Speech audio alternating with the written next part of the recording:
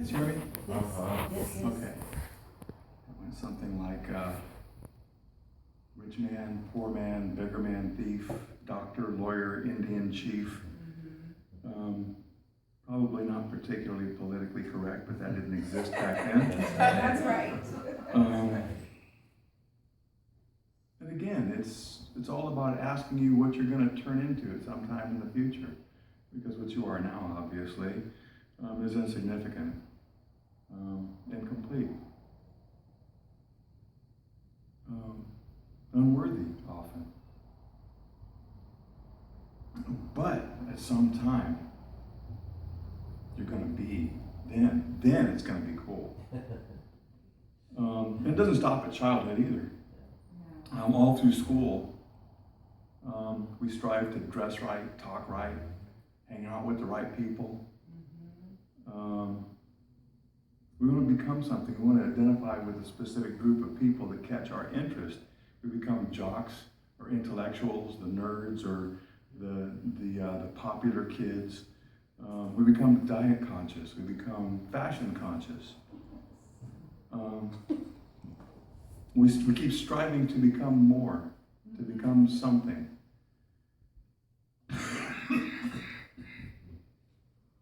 Hot water.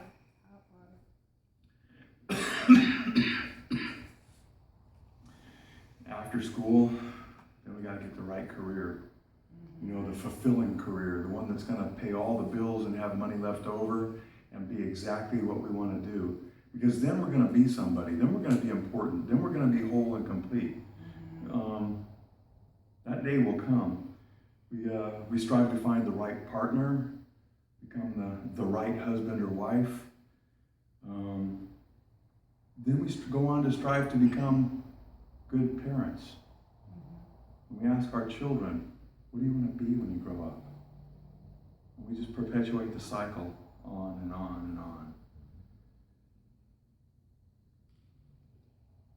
And instilling the same insecurities in our children so that they too one day can become. Because obviously, there's a big problem with this. According to Alan Watts, unless one is able to live fully in the present, the future is a hoax. There is no point whatever in making plans for a future which you will never be able to enjoy. When your plans mature, you will be still living for some other future, still further beyond. Yes. You will never be able to sit back with full contentment and say, now I've arrived. Your entire education has deprived you of this capacity because it was preparing you for the future instead of showing you how to be alive now. Okay, this is the scary part, guys.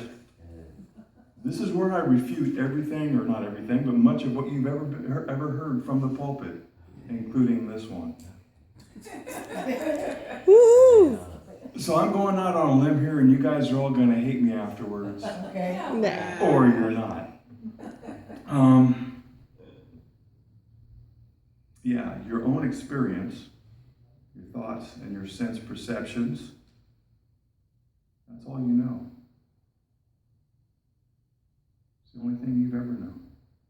Normal thinking is that you're a body carrying a mind and a soul, assuming these things exist, of course. And that there are 7 billion other human body, mind, soul out there sharing one common world. The biggest problem with this is that life is spent preparing to become that thing, and knowing how to be is still a mystery. That thing, that what are you going to be when you grow up, it doesn't really exist at all.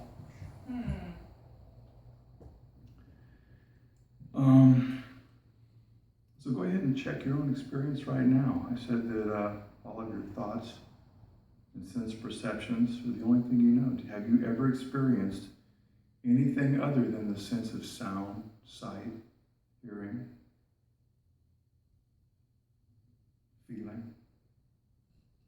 Other than that, there are thoughts. experienced anything other than those things. Now, sometimes, granted, there are thoughts that come along with sensory perceptions, and we want to call them emotions, and that's a whole other story in itself. But again, thoughts and sensation are the whole of your experience. You know what that means?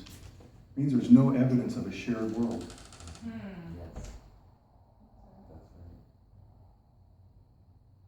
There are 7 billion little perceptions in the conventional view.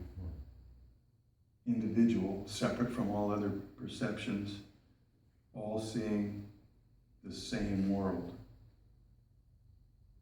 And only you experience your own perception. Nobody has ever experienced this shared world. And in your own experience, your perception has never met another perception.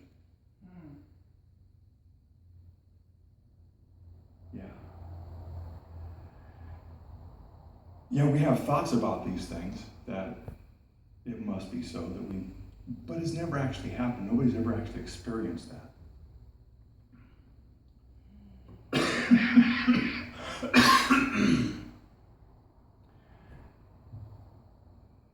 So I'm just wondering, has anybody ever found or observed, or has anybody ever been aware of a world that's separate from their own perception? Is that even possible? We talk about these things all the time, but nobody's ever experienced it. It all comes as an afterthought. We'll get to that later. But in order for there to be, like I said, 7 billion individual consciousnesses,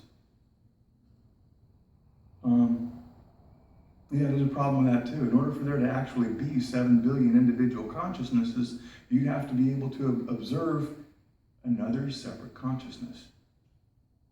There'd have to be a place where, okay, my consciousness goes to here, and then your consciousness comes up to there, and it stops. But if you look around,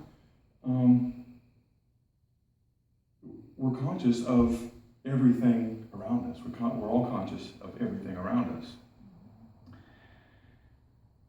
Now, how's that possible?